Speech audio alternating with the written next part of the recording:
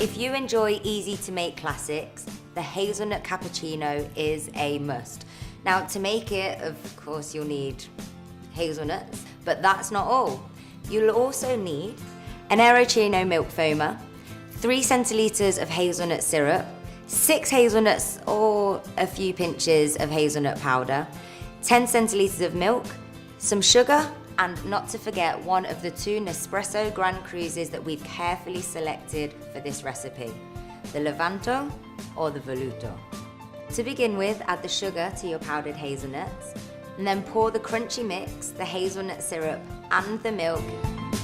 Then prepare the Grand Cru that you've selected.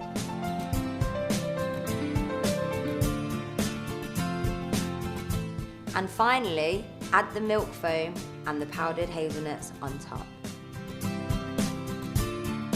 I hope you enjoyed this video as much as you do this delicious drink.